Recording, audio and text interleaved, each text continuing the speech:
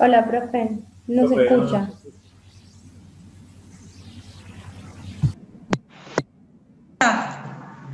ahora sí. Sí, ahora sí. O sea, a lo mejor son mis auriculares que no... Bueno, vamos a hacerlo sin. Si quieren, ahora pueden tener abierto el micrófono, no me molesta.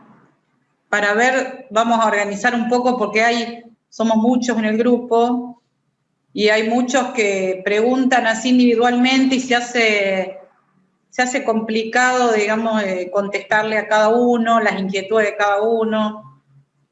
Lo primero es todo lo que, por lo menos, bueno, no sé, ahora no somos muchos, somos 12 nomás, pero todos están en el campus, todos tienen el correo del campus, porque hay algunos que me vienen de vuelta, algunos correos.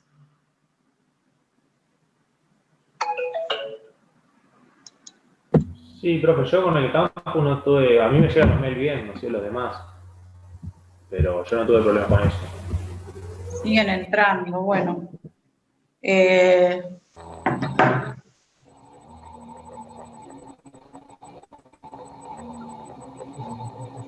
dieron? La clase pasada, ¿qué dieron? ¿Qué dio la doctora Costa? Sí, principios procesales penales.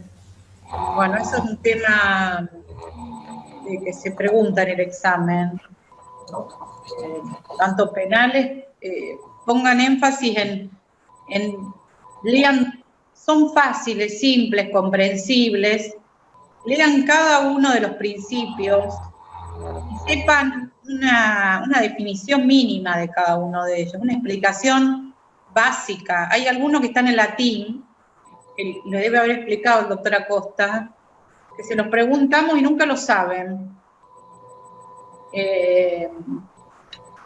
Y tienen que saberlo porque se usan así, lamentablemente el lenguaje jurídico es uno de los que menos ha sufrido cambios en la historia y se sigue usando, aunque ustedes no crean, latinazgos.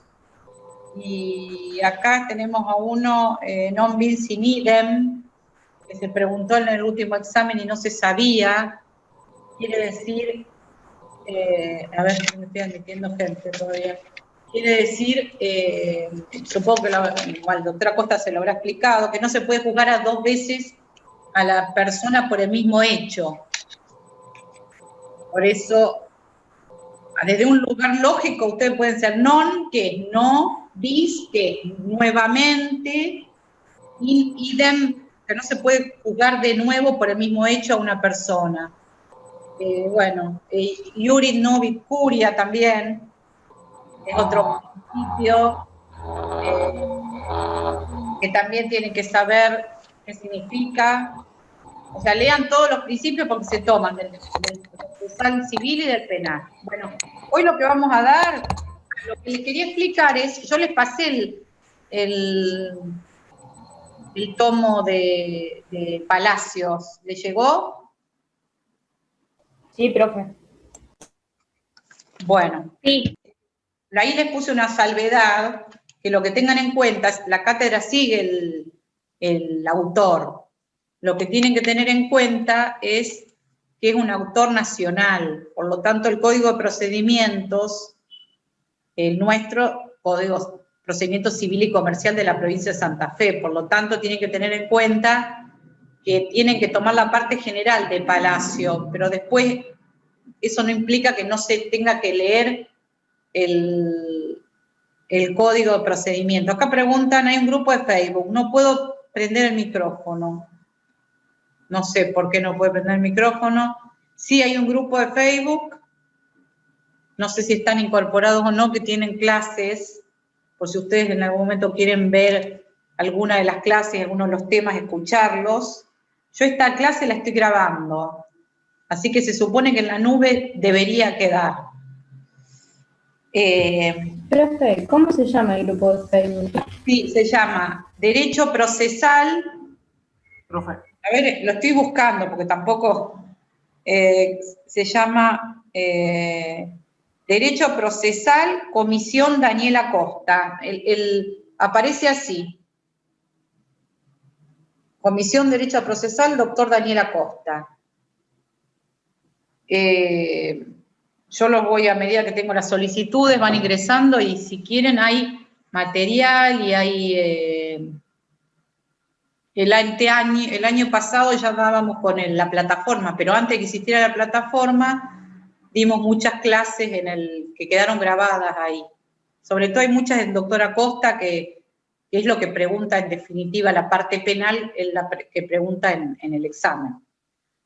Lo que le estaba diciendo es que, bueno, el autor sigue a Lino, digamos, la cátedra sigue a Lino Palacio y tienen que tener en cuenta que es un autor nacional. Por lo tanto, todo lo que refiere al Código de Procedimientos Nacional, óbienlo, no se lo preguntamos ni necesitan saberlo.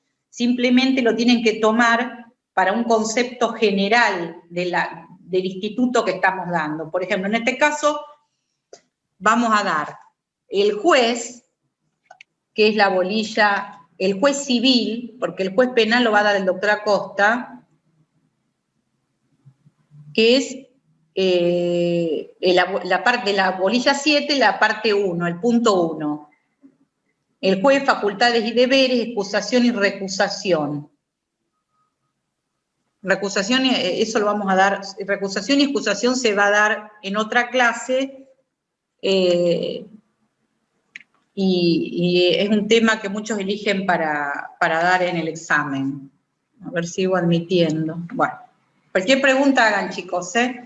Vamos a seguir en este caso a Palacio, del libro de él, que ha extraído los comentarios, lo voy siguiendo y le voy diciendo lo que tienen que ir viendo, repasando y lo que no es necesario. Por ejemplo, siguiendo a Palacio, la bolilla, digamos, esta bolilla arranca en la página 196.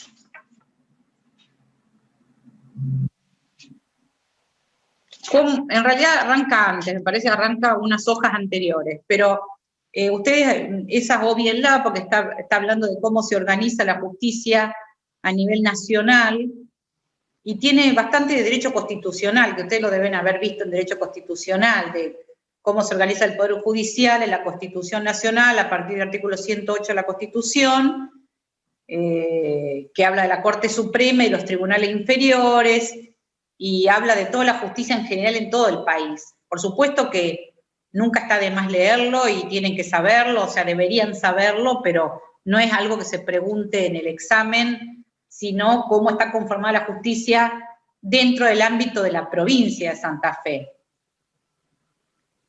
Cuando dimos competencia, no sé si recuerdan, hicimos alguna diferenciación entre la justicia federal y la justicia provincial, a los efectos de determinar la competencia.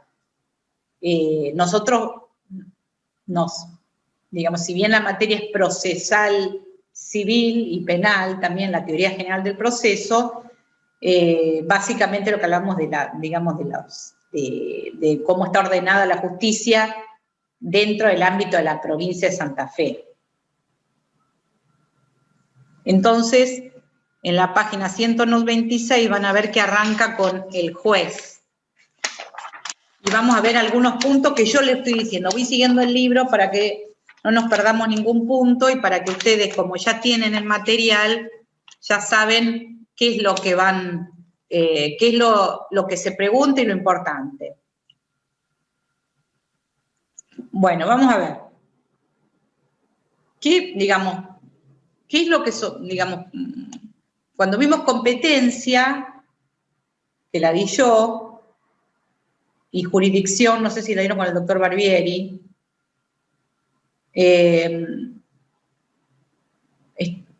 lo que podemos afirmar y se pregunta en el examen, ¿qué es la jurisdicción y qué es la competencia? Una pregunta muy clásica del examen, para ver si ustedes comprenden ambos conceptos. La jurisdicción se dice que todos los jueces tienen jurisdicción. ¿Por qué es la jurisdicción? La potestad que tiene el juez de dirimir los conflictos sometidos a su conocimiento. Por eso se dice que todos los jueces tienen jurisdicción.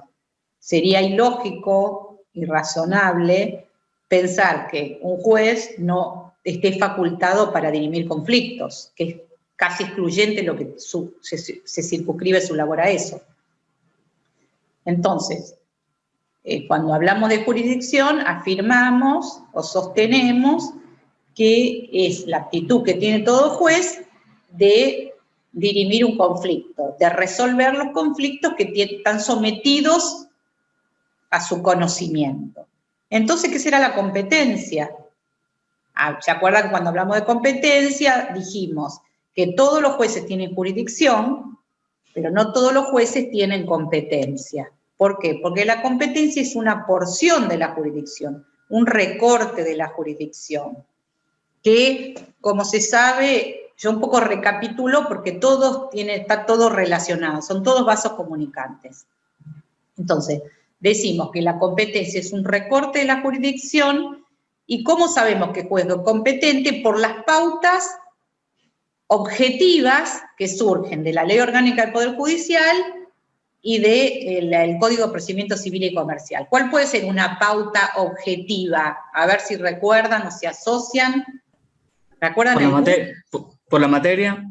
Muy bien, por la materia. Después está competencia territorial, competencia por la cuantía del proceso, hay después otras competencias prevencionales, que quién actuó primero en una actuación preliminar, bueno, todas las pautas que vimos ya en la clase de competencia. Por eso, cuando analizamos esas pautas de demandabilidad objetivas, recuerden que son objetivas. Las subjetivas las vamos a ver cuando vemos recusación de los jueces y excusaciones, que cuando abordemos el tema se van a dar cuenta por qué son subjetivas, porque pueden llegar a apartar a un juez de una causa por comprenderse o encontrarse inmerso en una causal de recusación o excusación, pero eso no lo vamos a ver ahora. Yo vuelvo a las pautas objetivas de competencia. Estas pautas objetivas, que como dijimos en la otra clase, es como una receta que se combinan entre sí. No hay una pauta para un caso, sino que hay que analizar todas las pautas objetivas para ver dónde interpongo la demanda, en definitiva. ¿Se acuerdan que primero decíamos que teníamos que descartar la competencia federal? Si no hay competencia federal, bueno, ya sabemos que es la competencia provincial. Si estamos entre la provincia de Santa Fe, tenemos las pautas de demandabilidad de dónde ocurrió el hecho, del domicilio del demandado o el cumplimiento de la obligación. Esa es una pauta de competencia territorial que surge de la ley del Código de Procedimiento Civil y Comercial. Después vemos cuál es la cuantía del juicio, si hay una competencia material específica para este asunto, ya sea desalojo, cuestiones de familia, cuestiones laborales, bueno, unas van descartando a la otra. Entonces, por eso decimos que todos los jueces tienen jurisdicción y no todos competencia, porque solo un juez es el que va a entender en esa causa. En realidad, cuando digo un juez, no es que hay un solo juez para 1 millón de causas que pueda haber en Rosario, sino que cuando digo un juez, digo que hay, por ejemplo, en Rosario hay 18 jueces civiles y comerciales que tienen la misma competencia. Entonces, hay 18. Entre esos 18 sí va a sorteo cuál le corresponde. Y ese es porque una de las pautas de demandabilidad es el sorteo, que es la última. Cuando ya supuse que era el juez de circuito el competente, tengo que ir a la mesa de entrada única de circuito, sorteo entre los 5 jueces de circuito que hay en Rosario, entonces el juez natural, el competente para entender mi asunto, es uno solo. Bueno, entonces, partiendo de que todos los jueces tienen jurisdicción, ¿para qué? ¿Para qué tienen jurisdicción? Para dirimir conflictos sometidos a su conocimiento, ¿no? Si no hay conflicto, no hay nada que resolver. ¿Y qué otra cosa puede resolver el juez? Que lo vimos, por ejemplo, ayer con una resolución de la Corte. El juez en términos amplios, estoy hablando del juez, la judicatura. ¿Qué resolvió ayer la Corte, por ejemplo? Sobre las clases presenciales. Sobre las clases presenciales. ¿Y qué son esos? ¿Qué son esos los decretos? Son actos de la administración. ¿cierto? El control de... ¿Cómo? Bueno, los decretos, como son, digamos, disposiciones del Poder Ejecutivo, o sea, resoluciones que emanan de la Administración Pública, del Poder Ejecutivo en este caso. Y puede ser revisado, como ustedes ven, por un juez, es decir, que no solo el juez dirime conflictos interpersonales, sino que además puede revisar decisiones administrativas de cualquier naturaleza. Por ejemplo, a lo mejor hacen un sumario administrativo un empleado público o un decreto del Poder Ejecutivo. Digamos, el juez también le compete la revisión de todas las decisiones los resueltos por los funcionarios u organismos administrativos.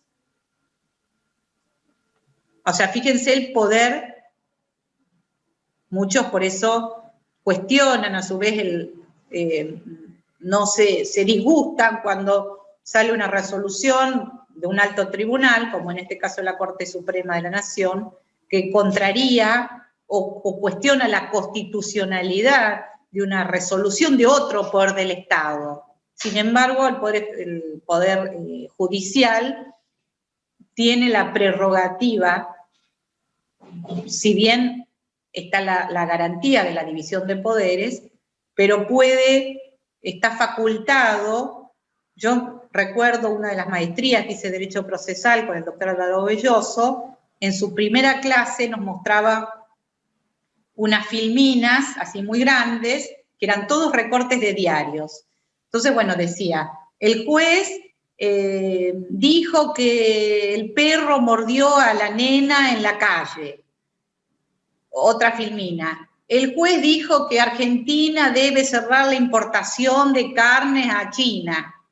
El juez dice que el decreto de necesidad de urgencia y constitucional. O sea, eran unas variaciones de cosas, de nimiedades a cosas importantes, que se pueden incluso asimilar a actos de gobierno también, ¿no? Porque cuando abre o cierra un grifo, también se puede, los amparos, de hecho, por ejemplo, los amparos que están en danza, el amparo de las clases, como hay en un montón de lugares, en Rosario también se han presentado, en realidad cuestiona la constitucionalidad o no de un acto de gobierno. A mí cuando yo era jueza, digamos, en un juzgado número 2 de distrito, me tocó resolver el descanso dominical.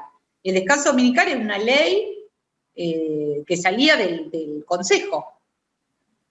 Y bueno, uno se encuentra analizando la constitucionalidad o no de una norma. En definitiva, está la decisión que adopta puede estar por sobre encima del Poder Legislativo, no porque no haya división de poderes, sino porque en definitiva es la última ratio el Poder Judicial.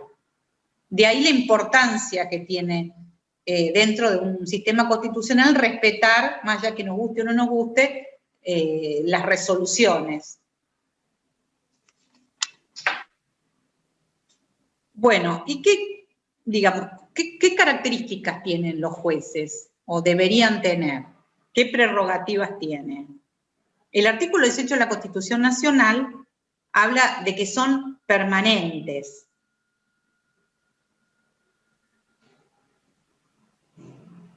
Los jueces deben permanecer en su cargo, mientras dure su buena conducta, ¿no? Los jueces, ya sea unipersonales o pluripersonales. ¿Dónde cumplen funciones? Bueno, cumplen funciones dentro de una circunscripción territorial determinada, asignada. Un juez no deambula resuelve cualquier conflicto, sino jura o desempeñar su cargo para una función determinada, para un cargo determinado, un juzgado determinado. No pueden ser en principio trasladados, sino que deberían concursarse nuevamente y jurar nuevamente para desempeñar ese cargo para el que jura.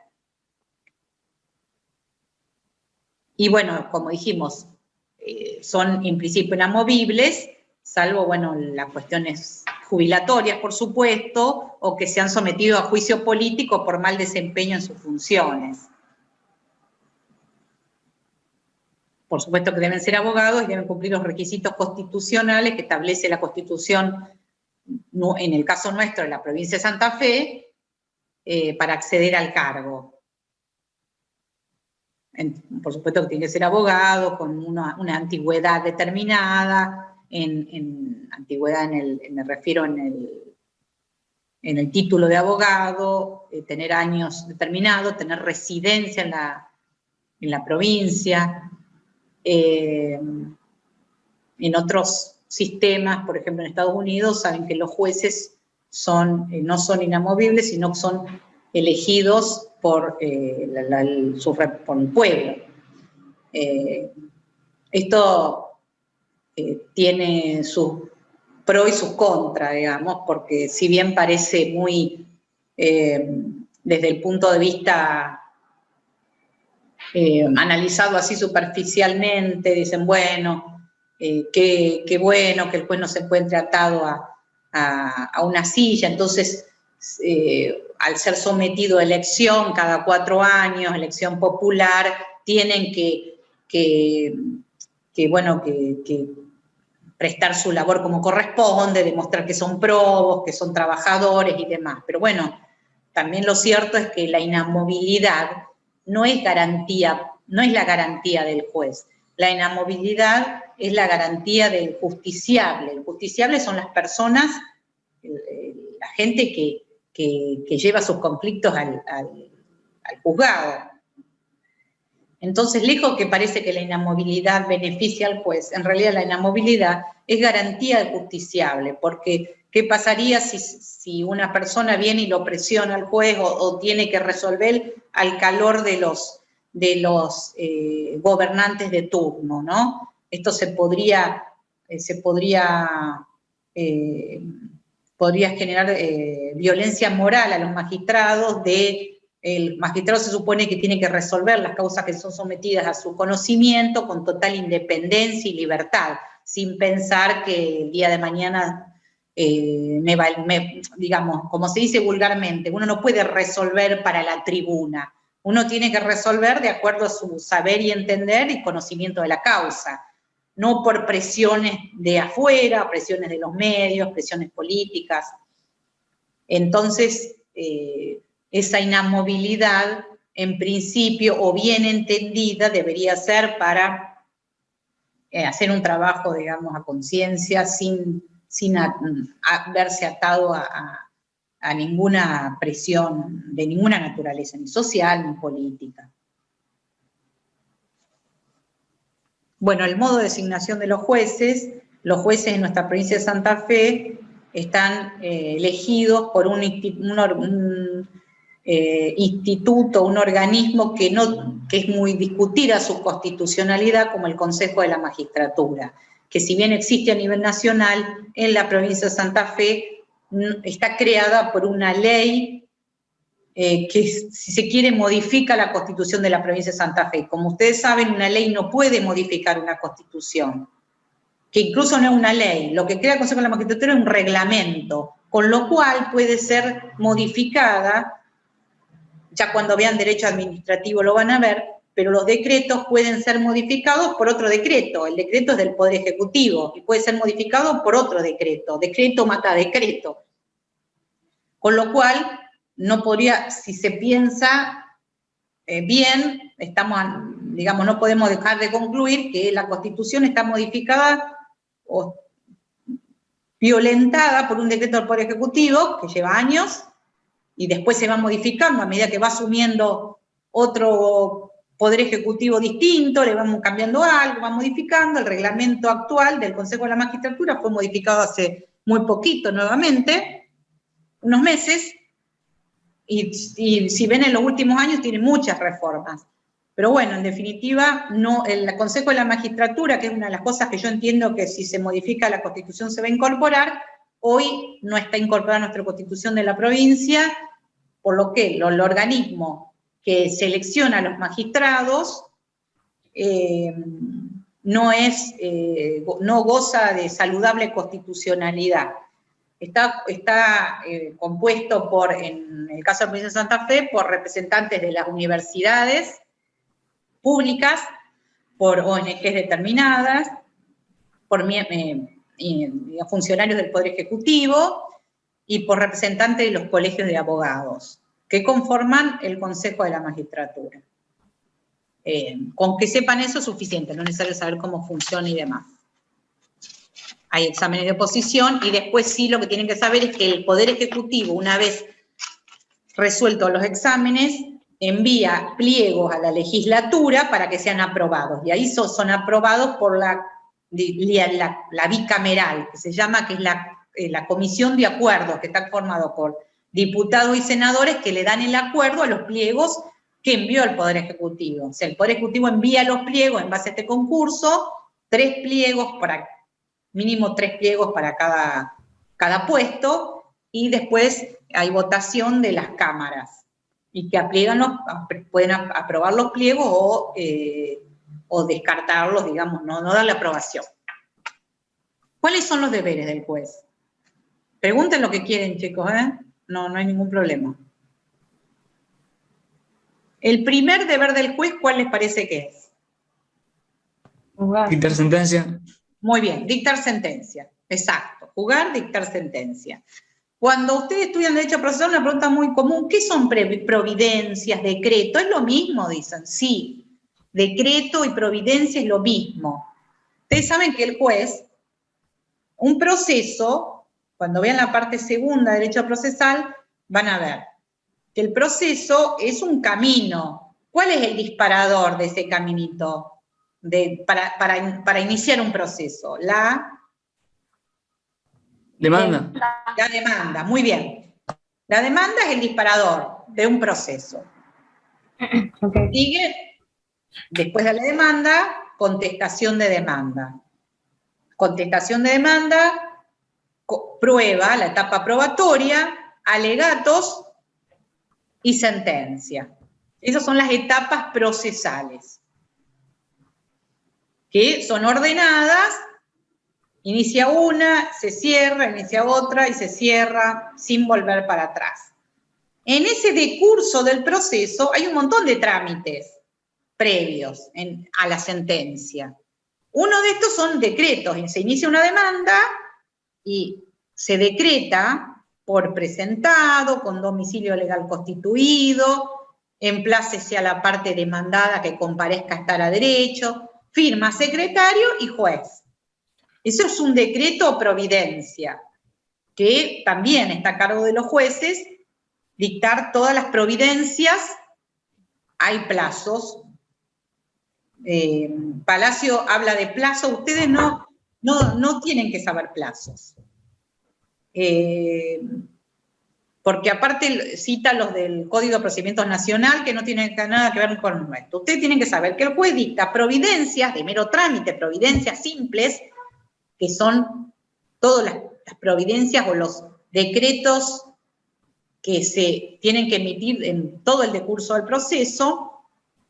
Las sentencias interlocutorias, qué palabra rara que es, ¿qué será esto? Son las resoluciones que resuelven incidentes. Los incidentes son cuestiones, como dice la palabra, incidentales, que se producen durante el proceso. Por ejemplo, no me notificó bien. Cuando vean nulidades, cuando estudien nulidades, van a ver, por ejemplo, nulidad de notificación. Entonces, un argumento, un abogado dice, a mí no me notificaron. Y ahí se genera un incidente. Bueno, se le corre traslado a la otra parte contesta y el juez resuelve. Pero no es que está resolviendo la sentencia. Se llaman sentencias interlocutorias o resoluciones interlocutorias, que son resoluciones intermedias, que hay muchas en un proceso, muy rara que no haya. Y después están las sentencias definitivas, que son las que ponen fin al conflicto. Entonces, el juez, dentro de sus deberes, el primero es dictar sentencia, en forma, digamos, específica, pero a su vez tiene que despachar todos los pedidos o solicitudes que le generan las partes y que es su obligación despacharlas, embargos, medidas cautelares, todas las resoluciones que son sometidas a su conocimiento. Por eso, acá veo Palacio que habla del Código de Procedimientos, cuando ven CPN, el Código de Procedimientos Nacional, ahí no se hagan problema ustedes. ¿Qué otro deber tiene el juez? De asistir a las audiencias. Por ejemplo, Palacio acá habla de la audiencia preliminar, porque en el Código de Procedimiento Nacional hay preliminar. Ustedes quédense con esto, asistir a las audiencias.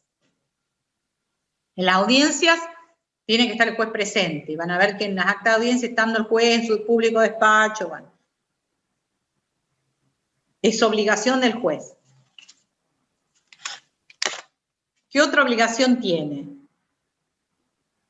Esta es la fundamental, junto con el dictado de la sentencia, es motivar la sentencia. ¿Qué es motivar?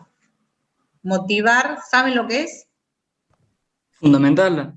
No, Fundamental. ¿por qué dice lo que dice? Muy bien, muy bien. Fundamentarla, fundarla. Eso es motivarla. Yo se los digo, ustedes tienen que ir adquiriendo un poco de lenguaje jurídico, por eso no quiero, o sea, digo sinónimos, pero no, hay que saber varios sinónimos de lo mismo, tener algún léxico ya más jurídico. Entonces, el juez debe motivar la sentencia. Es una imposición legal. Esto está establecido en la Constitución de la Provincia de Santa Fe, en el artículo 95 de la Constitución. ¿Por qué fundada? Porque si no, ¿de qué se podría tildar una sentencia inmotivada o infundada? ¿De qué la podríamos tildar? De arbitraria. Muy bien. Muy bien, de arbitraria. Se les leo como dice la Constitución. El juez debe resolver los asuntos que sean sometidos a su jurisdicción mediante una decisión razonablemente fundada. Razonablemente fundada, claro, porque yo la puedo fundar y que sea un disparate la fundamentación, y también es arbitraria. Es decir, que razonablemente fundada habla de que no solamente tiene que ser fundada, sino que el argumento debe ser razonable, coherente y claro, sobre todo, que muchas veces se está hablando de la claridad del lenguaje jurídico. ¿Qué otra cosa incumbe al juez? Estamos hablando de los deberes.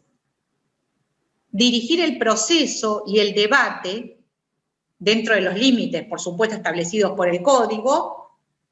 La dirección del debate significa el juez es el director del proceso, el que instruye el proceso. No porque tenga carácter inquisitivo, tiene un poco de carácter inquisitivo, pero en realidad es porque es el moderador del debate. Es como si yo tuviera, invito a dos personas a que den una conferencia y yo soy la moderadora del debate, o en los debates que ven en los candidatos a presidente, a gobernador, bueno.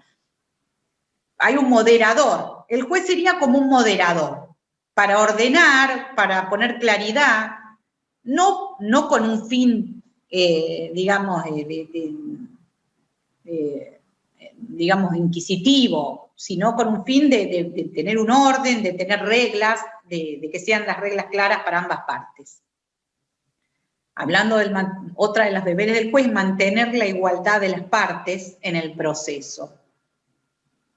Recuerden que igualdad no es igualitarismo, por lo tanto, ¿de qué igualdad hablamos? Igualdad de posibilidades, igualdad de ser oída, igualdad de ofrecer la prueba correspondiente, igualdad del derecho en cuanto al derecho de defensa. Después igualdad, no sé si hay igualdad. Igualdad, no somos todos iguales, no es lo mismo litigar contra una multinacional y un particular. No pueden estar en pie de igualdad. Lo único que tiene que garantizar el juez es de que haya igualdad digamos, de ser oída a las partes y de ejercer el derecho de defensa cada una. Después, el juez tiene también posibilidades de aplicar sanciones disciplinarias a las personas o a los abogados que no, digamos, que no mantengan el decoro, y se manejen con lealtad, probidad y buena fe dentro del proceso. Incluso por su carácter de funcionario público, si presume la comisión de una falta ética o de una falta o un delito o un posible delito, por ejemplo una estafa o algo similar, uno como funcionario público tiene el deber de denunciarlo, en este caso al Ministerio Público Fiscal, o a quien sea, pero porque si uno pasa por sus ojos una posible comisión de un delito y uno no lo denuncia, podría estar incurriendo en un incumplimiento de los deberes de funcionario público, que es una de las causales de destitución del juez.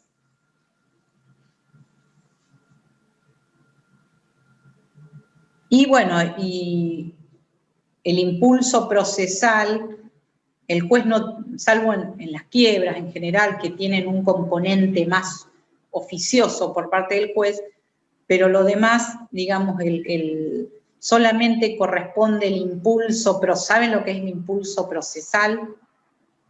¿Dieron caducidad? Todavía no. Profe, ¿sería hacer que el proceso avance hasta llegar a la sentencia? Muy bien, perfecto, brillante. El impulso procesal, que en principio está a cargo de las partes, acuérdense que estoy hablando del juez civil, El penal tiene otros paradigmas, pero el juez civil, como dije, es un moderador. Hasta no puede, digamos, se tiene que pronunciar cuando ya sea, tiene que dictar sentencia o dicta resoluciones intermedias. Pero si no... procesal, entonces? ¿Cómo? ¿Qué es el impulso procesal, entonces? El impulso, por eso, el juez toma una postura pasiva. El impulso procesal está a cargo de las partes y es, digamos, como ya le expliqué, todos los procesos tienen pasos, todos encaminados al último fin, que es el dictado de la sentencia de mérito. Entonces, el juez no dice, ábrase la causa prueba. Las partes, el que tiene interés generalmente es el actor, vamos a presuponer que es el actor, pide que se abra la causa prueba. Y el juez verifica si está cumplida la etapa anterior, abre la causa prueba y empezamos a producir toda la prueba. Si a las partes piden y el juez provee. Proveer es dar, conceder. O sea que el juez no es que naturalmente va a impulsar el proceso y va a generar alguna actividad para impulsar el proceso. El juez, si las partes no mueven el expediente y no piden nada, no se hace nada. Queda en el casillero durmiendo el sueño de lo justo. No sé si me explico. El impulso procesal lo dan las partes, actor y demandado. Cuando estudian caducidad, que es también un tema muy importante, tienen que saber que ¿cuándo opera la caducidad? Cuando ninguna de las partes insta el proceso durante un lapso de tiempo, que es 9 meses en distrito y 6 meses en circuito. ¿Qué es instar el proceso? Acá hay todavía... Instar el proceso es realizar una actividad jurisdiccional idónea, no cualquiera, la idónea, la que sigue, la correcta, encaminada a seguir el proceso, a continuar el proceso hasta el dictado de la sentencia, que es el fin último del proceso. Ese es el impulso procesal. Y después, ¿qué otro deber tienen los jueces? Concurrir a su despacho todos los días hábiles, en horarios de oficina. El horario de oficina, bueno, ahora hay también turnos a la tarde, pero el horario de oficina en principio es de 7:15 a la 1 menos cuarto. En realidad esto se modifica un poco por acordadas de la Corte. Actualmente la acordada de la Corte de Santa Fe dicen que los jueces tienen que estar 4 horas por lo menos en horarios de oficina. No da lo mismo que vaya a la tarde el juez, porque tiene que estar a disposición de las partes para tomar audiencia, para evacuar preguntas de los abogados, bueno, y demás. O sea, tiene que estar en horario de oficina. Y después el último deber es la proximidad de su residencia con el lugar donde trabaja, que según la ley orgánica no puede ser más de 60 kilómetros. Donde vive, de donde trabaja, porque la proximidad garantiza de alguna manera poder concurrir cualquier horario, estar a disposición de alguna manera. Bueno, estos son los deberes. Ahora, ¿cuáles son las facultades de los jueces? ¿Qué pueden hacer, digamos? Pueden declarar la inconstitucionalidad de las leyes.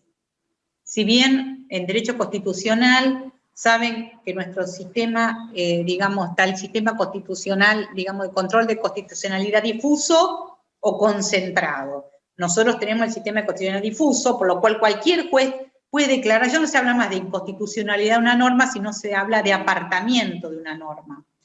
Que el juez dice, para este caso concreto, entiendo que no es de aplicación esta norma. Esa es una facultad del juez.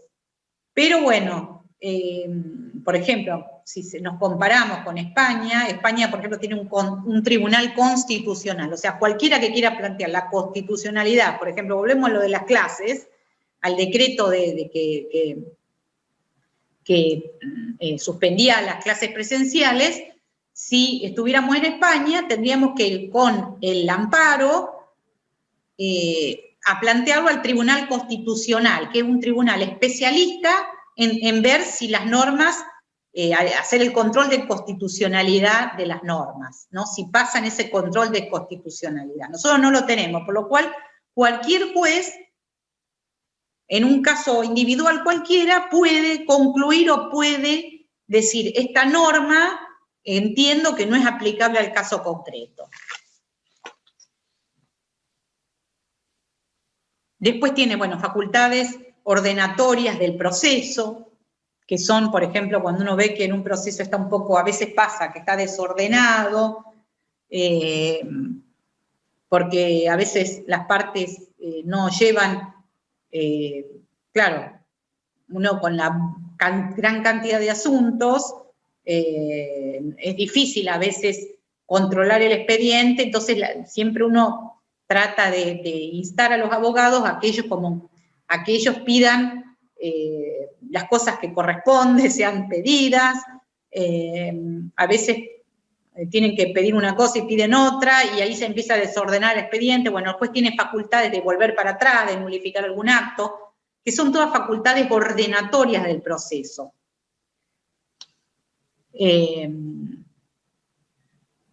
Bueno, las facultades, citar el artículo 19, las facultades ordenatorias del proceso surgen del artículo 20 y 21 del Código de Procedimiento Civil y Comercial. Lean el 19, 20 y 21, que habla de estas facultades instructorias del proceso, es decir, bueno, tengo este entuerto, ¿qué hago? ¿Cómo lo resuelvo?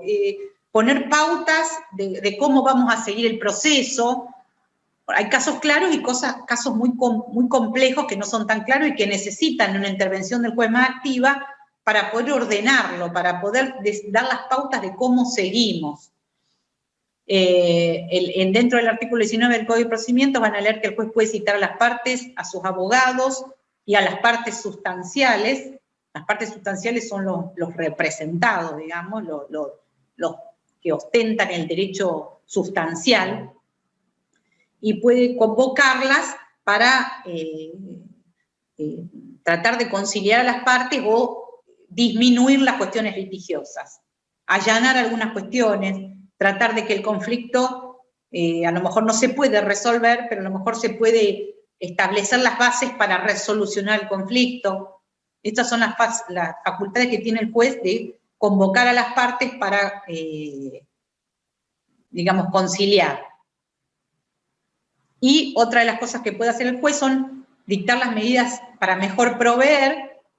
¿Qué son dictar las medidas para mejor proveer? Bueno, esto es una creación del doctor Peirano, no es creación, sino que él lo toma, el derecho comparado, y dictar las medidas para mejor proveer es, en general, cuando no implica, yo le explicaba que el juez tiene de algún modo bregar por la igualdad de las partes.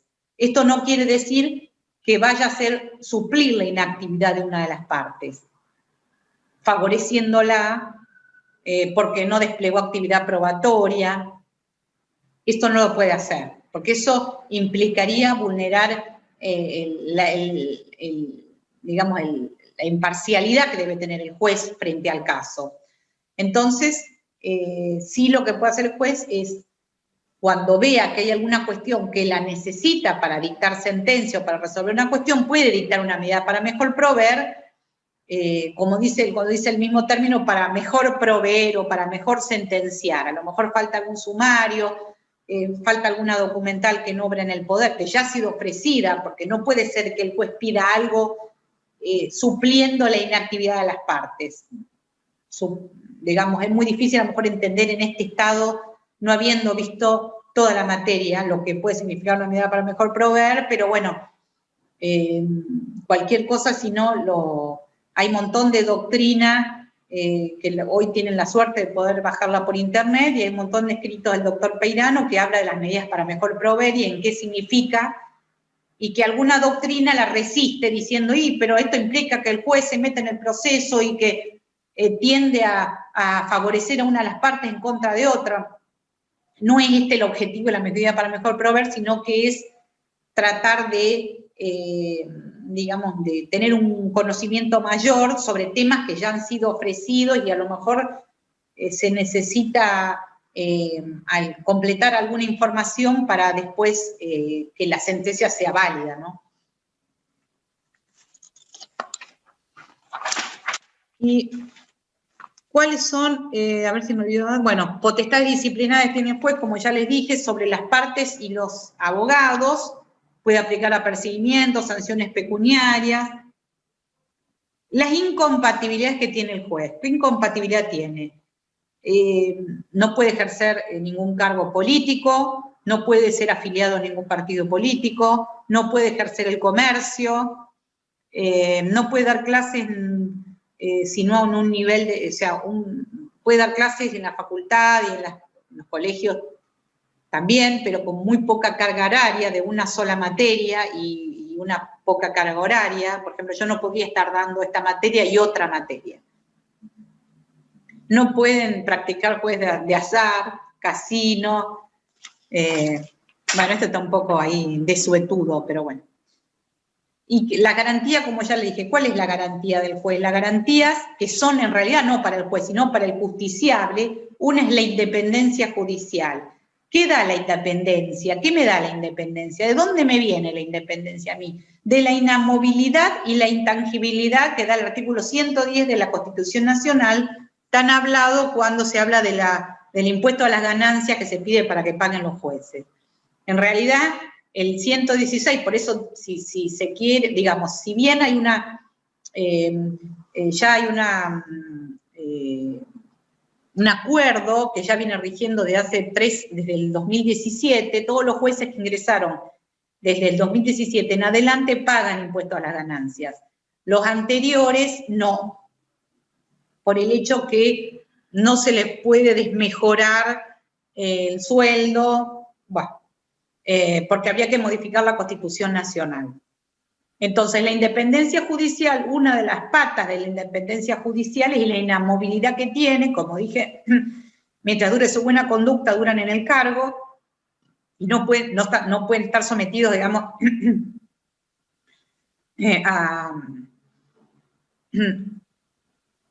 a ninguna, con esto se evita que sean sometidos a presiones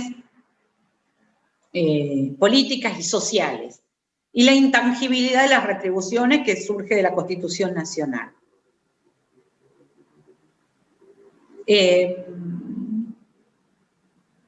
Bueno, después eso está desarrollado en Palacio, las sanciones que no vamos a ver, no tiene sentido verla. Responsabilidad, esto no vean. Bueno, después viene recusación y excusación, lo que sigue. Con estos puntos que vean de Palacio está bien para el tema del juez civil. El juez penal después se lo va a dar el doctor Acosta. Después lo que sigue es la recusación y excusación de los magistrados, que eso lo vimos a recusación y excusación, una de las primeras clases. No sé si lo recuerdan, espero que sí.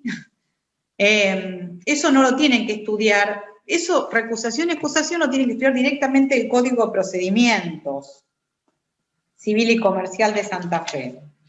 Porque Palacios habla de a nivel nacional.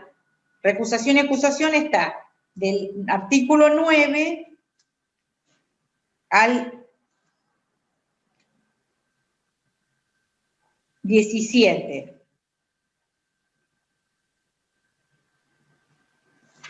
Estoy mirando, lean después el artículo 19, 20 y 21, y del 19 al 23, que es algo de lo que estuvimos hablando ahora, de las facultades que tiene el juez.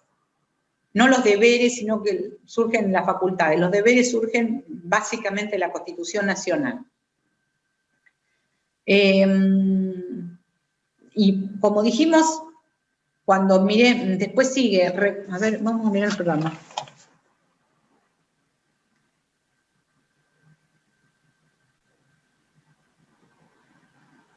Después viene el jurado en el proceso penal, el sistema acusatorio adversarial en materia penal, la imparcialidad objetiva en materia penal. Que también se tienen que saber la diferencia entre imparcialidad e impartialidad. Digamos, la imparcialidad es que el juez, digamos, tiene que tener la objetivización del juez cuando aborda, digamos, el caso, tiene que ser plenamente objetivo, o por lo menos analizar la prueba desde un punto de vista objetivo, tratando de despojarse de todos los prejuicios, preconceptos, bagaje cultural que uno tiene, y demás, lo que es bastante difícil, a veces se hace muy arduo, y la impartialidad viene de parte, es decir, que no puede tener un interés subjetivo comprometido en el pleito, ¿no? Y esto lo vimos cuando vimos acusación, que el juez cuando se encuentre comprometido, ya sea su imparcialidad o su impartialidad en una causa, debe excusarse o apartarse en forma voluntaria de entender en esa causa. Por eso cuando hablábamos de competencia, hablábamos de las pautas objetivas para determinar que un juez es competente, también hay pautas subjetivas que son la recusación y la acusación, porque en definitiva tienden a el objetivo de apartar al juez de la causa, apartar al juez natural de la causa, de entender en esa causa. Por eso cuando muchas veces eligen como tema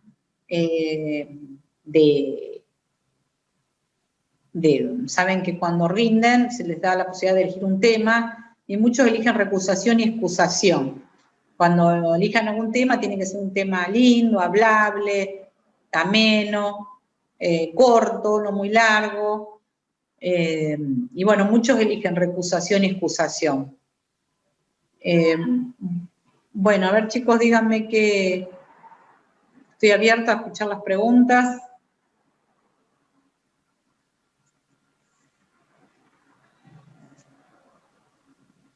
Profe, ¿qué tipo de sanciones aplican los jueces cuando hay un desorden dentro de una audiencia? Y, digamos, puede ser desde, digamos, echar a una persona que está en una audiencia de una manera impropia o dirigiéndose de una manera inadecuada, y no solamente en una audiencia, en general ocurre. Digamos, otras sanciones son apercibimientos, que son llamados de atención simplemente, o pueden ser sanciones económicas a aplicar. Las sanciones económicas van a la biblioteca del Colegio de Abogados, por ejemplo, no es que van a un juez ni a la otra parte, ¿no? Pero sí puede aplicar, sí, la más severa son sanciones económicas, después no hay otra, mandará los antecedentes al Tribunal de Ética del Colegio de Abogados. En realidad muchas veces los abogados se dirigen, cuando uno está descontento con una resolución, se dirigen a lo mejor de una manera indecorosa, inapropiada, agraviante. O cuando uno resuelve algo. Una pregunta, con respecto a eso, solamente, o sea, por ejemplo, si hay una audiencia pública y hay, no sé, hay familiares y ahí empieza a haber disturbios, Sí. ¿también se le puede aplicar a los familiares Sí, la sanción? sí, sí. Ah, Sí, se puede.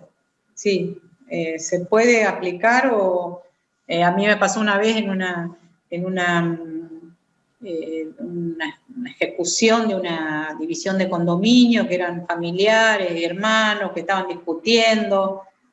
Y bueno, una de las personas que no quería que se hiciera el remate, se hace la desmayada, se tira en la sala de audiencia, yo llamo al CIES para que se la lleve, yo me he dado cuenta que era un acting.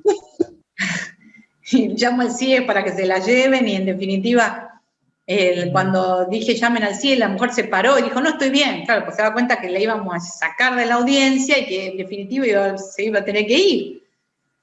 No, que la lleven, pero hacen de todo. Llegado el caso, hacen de todo, quieren, digamos, cuando hay sobre todo familias, se gritan, son peor que a lo mejor cuando son desconocidos, cuando son familiares es tremendo. Y muchas veces uno nunca, es muy raro llegar a eso. Apercibimiento sí, a veces por escrito judicial e indecoroso sí, a veces uno lo aplica porque no, digamos, uno si no atrás del papel escribe cualquier cosa y realmente no tiene que permitir.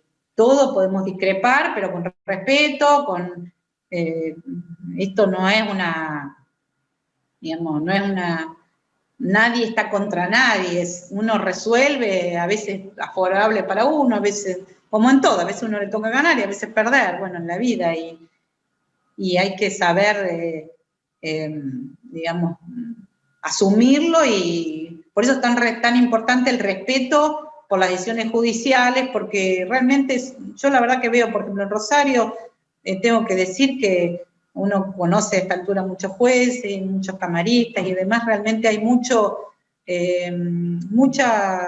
estudio del caso, no hay nada, esto en general es transparente, no hay cosas ocultas o segundas intenciones, entonces uno a veces ve que la justicia a veces está puesta en jaque y uno a veces es lo que hay, ¿no? Con los elementos que uno cuenta y lo importante más allá de lo que uno cree o piense es respetarlo, como uno trata de respetar todas las voces y todas las opiniones, como en una casa, pues uno puede discrepar, pero lo importante es esto, del respeto y nosotros cuando ustedes van a ser todos abogados, ya sea como profesionales o de un lado o del otro el mostrador, y van a ir viendo que a veces se habla livianamente de las cosas sin conocer, todos somos opinólogos de todo, y bueno, a veces hay que aprender a tomar una postura más adulta y más, aunque no nos guste frente a las cosas, y buscar la pelea o la conquista de derechos por otro lado, no por confrontar ni descalificar. Bueno, no sé si tienen alguna duda. ¿Quién era la que pasaba el código de Peirano que yo no está acá presente? Una de las chicas, porque me lo han pedido, bueno, me lo pidió otro chico y creo que se lo deben haber pasado. Bueno,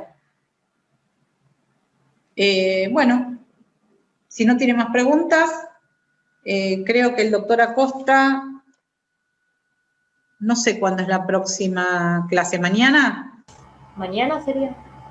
sí, No mañana. sé. ¿Está creada ya la sala? No, No. todavía no compartimos. Bueno. Voy a ver, espérenme un minuto que me fijo. A ver si cualquier cosa, están todos en el mail, ¿no es cierto? En el grupo de mail. Sí, profe. Bueno, lo voy a hablar con el doctor Acosta, a ver si es él el que le toca la clase que viene, y a veces, no sé si es mañana, me voy a fijar, igual yo le estoy avisando por sí o por no en el grupo. Igual esta clase queda grabada, porque sé que los miércoles a veces tienen superposición y tienen otras materias. Y cualquier cosa estoy a su disposición, ¿eh? Mañana tendríamos clase, el horario siempre fue el día de los jueves. Por Hoy eso. es un día que se agregó. Sí, porque no dan, son muy poco una clase semanal, entonces vamos agregando los miércoles, algunos se quejan porque tienen otras materias, pero bueno, siempre dimos los miércoles y jueves en principio la cátedra. ¿La clase dónde queda grabada? ¿En el Facebook? ¿Se ve? No, esto está en el campus. Vos estás en... Sí, me conecté hoy, la primera vez que me conecto por el campus. No sé dónde, fíjate, porque debería estar, dice en Cloud, yo lo puse y acá aparece grabando, así que debería estar. Aparece en Cloud Recordings. Cuando entras hacia el campus, tenés 3 filas. Una es donde vos ingresás desde el link, después hay otra que se llama Previews, me parece, y después tenés otra que es Cloud Recordings, y ahí se guardan todas las clases grabadas. Gracias. Bueno, vamos a ver, prueben y... Consulta. Sí. El código Me de supera Peirano, la tecnología.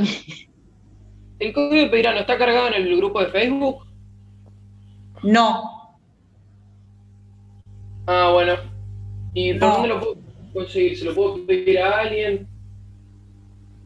Hay uno que está preguntando por la clase del link, pero yo no entiendo. Este es el problema, que yo mando por el grupo mando en el grupo que están todos anotados y todos después empiezan a mandar, ¿cuál es el link? Y yo ya, o sea, no tiene que estar en el campus y si no, no sé. En realidad, no sé quién era, no me acuerdo quién de las chicas, pero ustedes están en el grupo, tienen el grupo. Si ustedes mandan un correo, alguno de ustedes, al grupo, ustedes tienen el grupo configurado ahí. Cuando reciben, pueden mandar al grupo ustedes entre ustedes o no. Creo que si se manda a todos, o si no tenemos que elegir a quién en especial. Por eso, pero manden a todos y pregunten, a ver, díganlo, pregúntenlo ustedes directamente porque yo no me acuerdo quién era de los chicos, son 98 en el grupo, entonces no me acuerdo. Así que pónganlo en el grupo al que le falte, o pregunten a un par quién era, para que se los manden, porque yo la verdad no me acuerdo quién es. En el grupo están todos, así que o manden a todos o eligen a 2 o 3 y pregunten, ¿eh? Bueno, chicos, yo después les aviso si hay clase, si la clase mañana la doctora Costa, les mando el link. Bueno, muchas gracias. Gracias, Chao, profesora. Bueno, gracias, profe. Chao, profe. Chao.